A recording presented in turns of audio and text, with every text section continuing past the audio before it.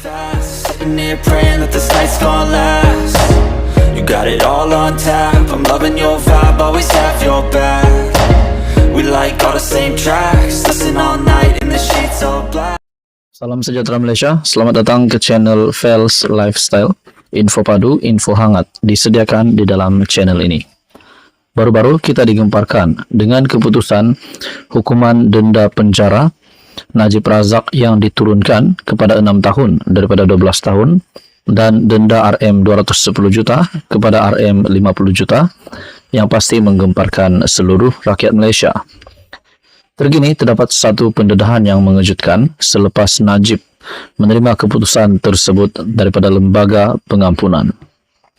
Artikel daripada Malaysia Kini, sistem keadilan kita sudah nazak, kata bekas pengarah Suruhanjaya Pencegahan Rasuah Malaysia. Artikel daripada Malaysia Kini bertarikh Februari 2, 2024. Bekas pengarah Bahagian Operasi Khas SPRM Bahri Muhammad Zain menyifatkan keputusan Lembaga Pengampunan terhadap bekas Perdana Menteri Najib Razak menunjukkan sistem keadilan di negara ini sudah nazak.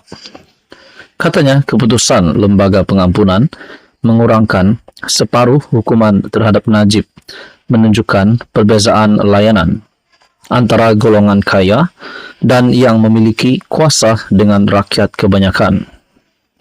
Kita dah menganut sistem keadilan jahiliah di mana si miskin wajib dihukum mengikut undang-undang, manakala si kaya dan yang ada kedudukan akan ada sistem lain yang lebih selesa dan tak perlu ikut hukum 100%. Sukar untuk kita ramalkan apa persepsi seluruh rakyat Malaysia ke atas sistem keadilan kita sekarang.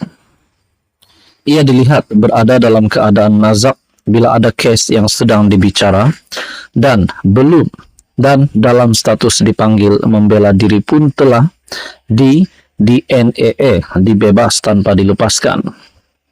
Kini ditambah lagi dengan kes terbesar di abad ini yang juga belum selesai menjalani hukuman serta menunggu lagi 4 kes perbicaraan jenayah boleh diputuskan sedemikian rupa, katanya dalam satu kenyataan kepada Malaysia Kini.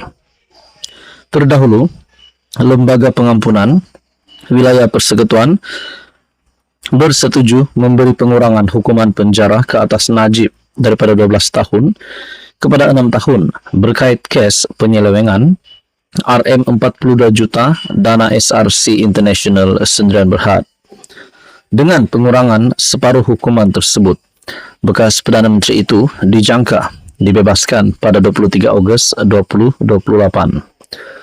Untuk rekod, Bahri ialah individu yang memainkan peranan penting dalam siasatan terhadap kes SRC International membabitkan Najib. Pada 2015, siasatan SPRM terhadap kes SRC diganggu apabila polis menyerbu pejabat mereka dan menangkap beberapa pegawai dalam pasukan Bahri, manakala timbalan pendakwa raya SPRM pula ditahan reman. Bahri dan seorang lagi pegawai kanan SPRM, Rohaizat Yaakob, kemudian dipindahkan ke jabatan Perdana Menteri.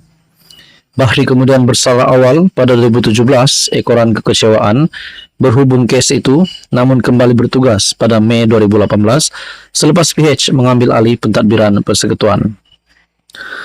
Pada 2022, Bahri mendedahkan bahawa pasukannya berada dalam tekanan ketika menyiasat kes itu dengan fitnah, ugutan dan tawaran habuan agar menghentikan siasatan.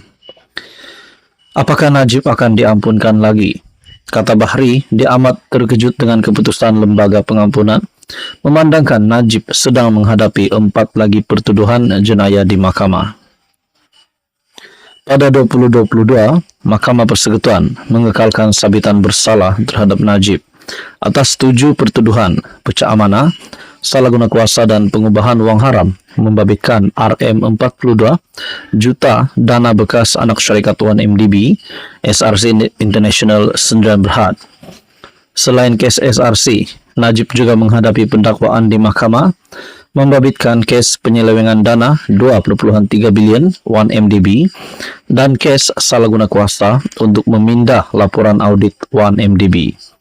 dia juga berdepan dua pertuduhan pecah amanah ke atas harta kerajaan Malaysia berjumlah RM6.6 bilion berkaitan bayaran kepada International Petroleum Investment Company dan pengubahan wang haram melibatkan dana SRC sebanyak RM27 juta.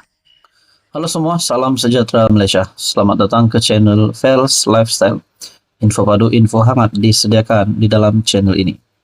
Tuan-tuan, sebelum ini kita mendengar beberapa menteri yang membuat pengakuan ataupun pendedahan yang berkait isu pembebasan Najib ataupun pengampunan Najib.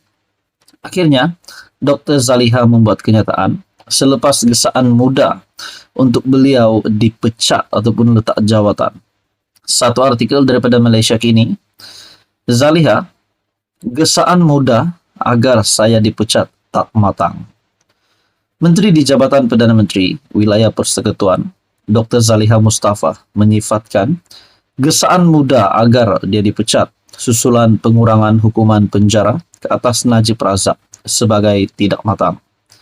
Zaliha berkata, lembaga pengampunan membuat keputusan itu secara kolektif dan maka gesaan yang dibuat muda itu adalah tidak adil. Itu pandangan pribadilah bagi saya.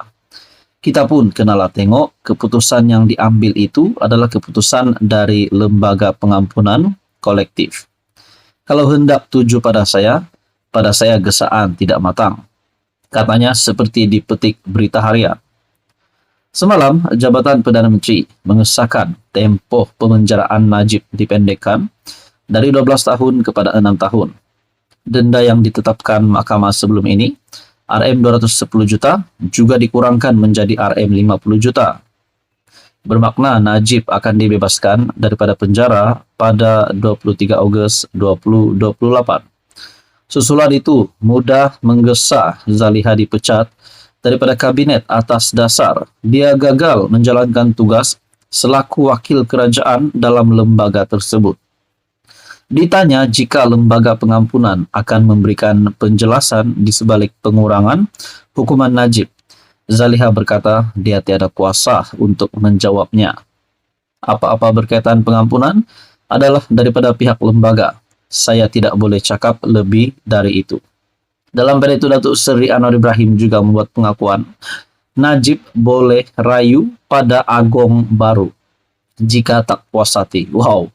Ini satu kejutan daripada Perdana Menteri untuk penyokong-penyokong Najib Razak dan kepada mereka yang mengecam pengurangan hukuman denda Najib Razak.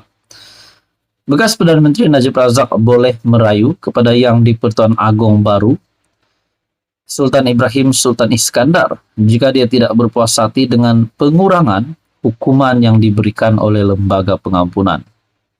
Perdana Menteri Anwar Ibrahim berkata, proses pengampunan adalah di luar hak prerogatif Perdana Menteri dan kerajaan. Saya menghormati keputusan Agong sebelum ini. Sekarang kita ada Agong yang baru.